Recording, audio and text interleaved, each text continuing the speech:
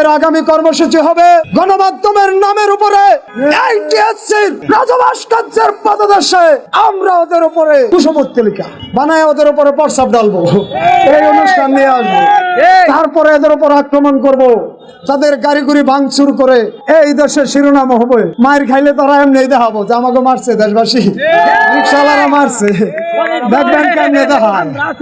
আমাদের ভালো কথা ঢুকতেছে না। আমরা একটা কথা বলেছিলাম, ন্যায্য কথা যদি কেউ শুনতে না চায় তাকে কান ধরে শোনানো হবে, আমাদের কথায় যদি কেউ আসতে না চায় তাদেরকে গাড় ধরে আনা হবে। আমরা 4টি বিপ্লব দেখেছি। কয়টি? 4টি। 52-তে দেখেছি, 71-এ দেখেছি, 69-এ দেখেছি, 24-এ তৈরি করেছি। সব কিছু ছিল শিক্ষিত বিপ্লব। দেশবাসী, এগুলো কিন্তু শিক্ষিত বিপ্লব। এবার একটি শ্রমিক বিপ্লবের অপেক্ষায় করেন। শ্রমিকদের উস্কানি দেওয়া, শ্রমিকদের উস্কানি দেওয়া, উস্কানির মাসুলকে এটা দেখাবো।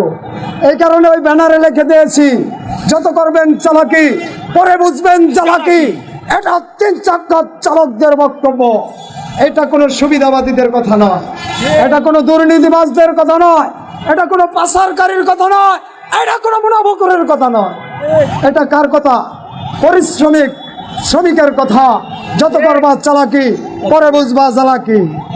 এই যে চালাকিটা বলবো না ভাই, এই চালাকির এক নাম পিয়ার পদ্ধতি, এক নাম সীমানা নির্ধারণ, এক নাম গণভোট। এই 3 জনে মিল্লা প্রতারণা। 3 চাকার অধিকার নাই। আমরা যে আন্দোলনে অংশগ্রহণ করছি আমাদের অধিকার নাই, কেন? এরা টানে পেয়ার নিয়া, এরা টানে গণভোট নিয়া, এরা টানে সীমানা নিয়া। আমাদের অধিকার বলবে কুর নিয়া, অধিকার বলবে তো বিদেশে টাকা পাচার করবে কিভাবে, অধিকার বলবে তো সুইস ব্যাংকে অ্যাকাউন্ট হবে কিভাবে, অধিকার বললে বেগম পরা বাড়ি বানানো হবে না, অধিকার করলে হাজার হাজার কোটি টাকা পাচার করতে পারবেন না। আমরা এবার একটি কথা স্পষ্ট করে বলতে চাই, প্রিয় দেশবাসী, মাথার গাম পায়ে বলে নিজের রক্ত শক্তি ব্যয় করে এদেশে জীবন ধারণ করেছি। সমস্ত জিনিসের ব্যাট দেই, এই ব্যাট কোথায় যায় এবার দেখতে চাই। এই ব্যাট কে খায়? রাষ্ট্রীয় বাজেট কোথায় যায়? বিদেশের কাছে কি কারণে ঋণ হলাম? মেট্রো রেলে কয়টি রিক্সা চালকের কোঠা রয়েছে? এটা দেশবাসীর সামনে ক্লিয়ার করতে হবে।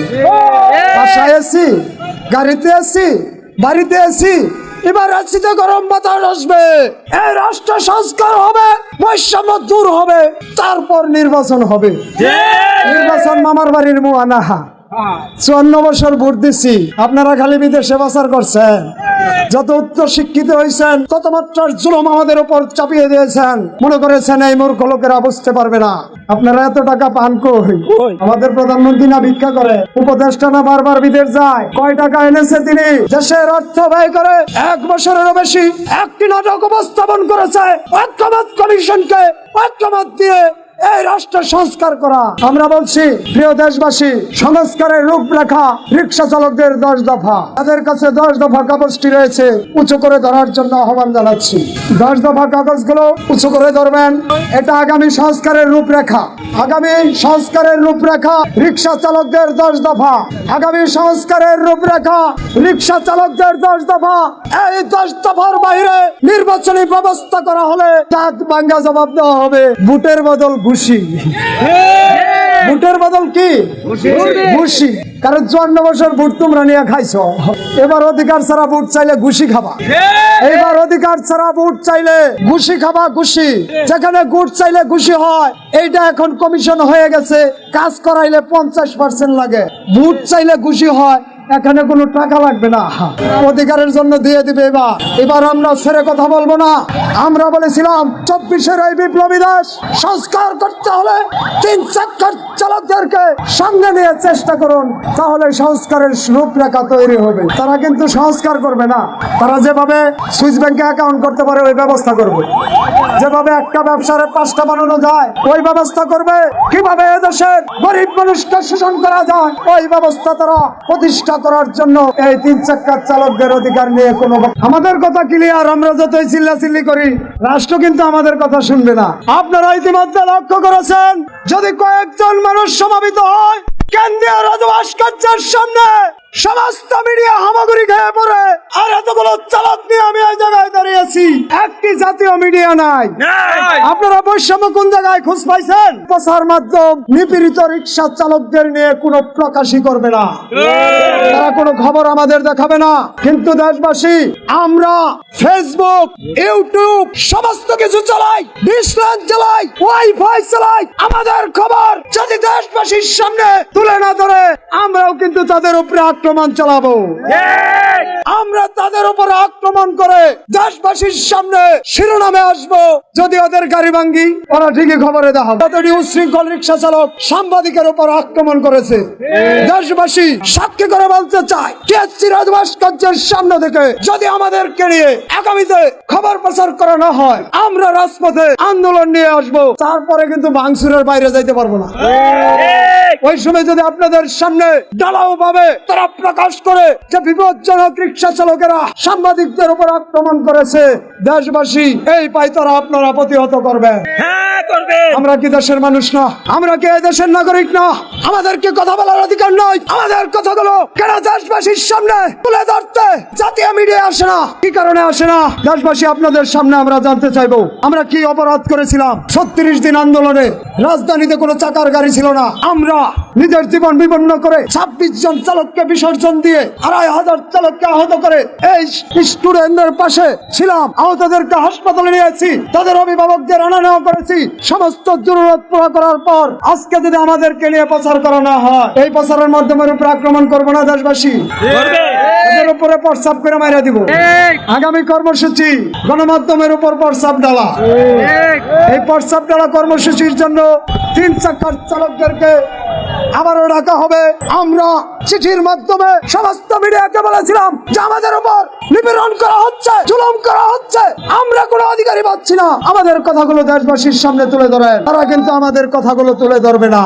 ওই যে পিয়ালিয়া টানাটানি লাগাইছে, ওই দিকে আছে। গণভোট চায়, ওদের পিছে আছে। সীমানা নির্ধারণ চায়, ওদের পিছে আছে। আমরা অধিকার চাই, আমাদের পিছে কোনো গণমাধ্যম না। প্রিয় চালকবৃন্দ, আপনাদেরকে হুকুম করা হবে, যে যেখানে পাবে থাকবেন। হুকুম দেওয়া মাত্রই সমস্ত সাংবাদিকের উপরে একসাথে আক্রমণ চালিয়ে যাবে। শ্রমিকদের শক্তি বেশি না প্রচার মাধ্যমের শক্তি বেশি? আমরা এটা এবার দেখে নেব। আমরা এটা দেখে নেব। এই বৈষম্য এই দেশ থেকে দূর করব। মিডিয়া বৈষম্য আমাদের উপরে হতে পারবে না। প্রচার মাধ্যম স্বাধীন মাধ্যম হিসাবে ধরতে হবে। সবার কথা দেশবাসীর সামনে তুলে ধরতে হবে। এটা নাটক, নতুন নতুন উপস্থাপন, ঐক্যমত কমিশনের বৈঠক, জরুরি বিজ্ঞপ্তি, এত বড় বড় ডালাও ডালাও কর্মসূচি, ওই সমস্ত কর্মসূচি মিডিয়া খুব ফলাও করে দেখায়। তাদেরকে তলে তলে বান্ডিল দেয়, তাদেরকে তলে তলে বান্ডিল দেয়। নির্বাচনে গেলে এই 3 চাকা চালকদের অধিকার খাবে তারা। যারা আজকে মিডিয়ায় টাকা দিয়ে খবর প্রচার করছে, তারাই আপনাদের অধিকার খাবে। এই লোকগুলোরে আপনারা চিহ্নিত করে রাখবেন। কথা বললে অনেক বলা যাবে, কথা বলে কোনো লাভ নাই। একবার কাটলে যায় ভিতর দিয়ে, 10 বার কাটলে যায় বাহির দিয়ে। যার লজ্জা থাকে তাকে একবার বললে হয়, নির্লজ্জকে 100 বার বললে লাভ নাই। এই মিডিয়ার চোখে লজ্জা নাই। গত 15 বছর স্বৈরাচারের ক্লাব হয়েছিল, এখন আবার সেই রাজনীতিবিদদের পাল ছাটা শুরু করেছে। আমারে কিছু ইউটিউব মিডিয়া চলে, তারা কয় আমি নাকি বিভ্রান্তিকর বক্তব্য দেই, আমি নাকি উচ্ছৃঙ্খল বক্তব্য দেই। প্রিয় দেশবাসী, উচ্ছৃঙ্খল বক্তব্য দেওয়ার সাহস এই রিক্সা চালকেরা কিভাবে পেল? আমি মোহাম্মদ ফরিদুল ইসলাম, শেরপুর জেলা নকলা থানায় মমিনাকান্দায় আমার জন্মস্থান। আমি অজপাড়া গায়ের থেকে এসেছি। অধিকার আদায় না করে রাজপথ ছাড়বো না। আমি অজপাড়া গায়ের থেকে এসেছি, অধিকার আদায় না করে এই রাজপথ আমাকে কেউ ছাড়াইতে পারবে না। আমি কিন্তু বেশ ক্লাবে যাই না, শাহবাগ মুরজা দখল করি না। বিশ্বের খ্যাতমান একটি শিক্ষাঙ্গন বাংলাদেশ বিশ্ববিদ্যালয়, এই বিশ্ববিদ্যালয়ের রাজু ভাস্কর্যের পাদদেশে যদি 3 জন মানুষ একত্রিত হয়, মিডিয়ারা লাইভ করে, শিরোনাম করে, ঢালাও ভাবে উপস্থাপন করে, শত রিক্সা চালক নিয়ে এখানে আমি দাঁড়াই, বারবার দেশবাসী দেখে। কিন্তু এই রাজু ভাস্কর্যের কোনো দাম নাই। এই রাজু ভাস্কর্য মেহনতি মানুষের কথা বলে না। এই রাজু ভাস্কর্য অধিকার বঞ্চিত মানুষের মানুষের কথা বলে না, এই রাজভাস্কর্য নিপীড়িত মানুষের কথা বলে না, তারা শুধু তাদের সুবিধার কথা বলে। প্রিয় দেশবাসী, যতগুলো দুর্নীতি হয়েছে তার বেশিরভাগ বাংলাদেশে বিখ্যাত বিশ্ববিদ্যালয়ে পড়াশোনা করে হাজার হাজার কোটি টাকা পাচার করেছে। রিক্সা চালকরা কয় টাকার দুর্নীতি করছে? আমাদের খবর কেন তুলে ধরেন না? আপনাদের গা জ্বলে কেন? সত্য কথা কেন প্রচার করেন না? বাক স্বাধীনতা তো মুক্ত করেছি, প্রচার করবেন কি করবেন না এটা আপনাদের বিষয়, আমরা কিন্তু বলতেই থাকবো। আমাদের আগামীর আলোচনা গণমাধ্যমের উপর প্রভাব ডালা।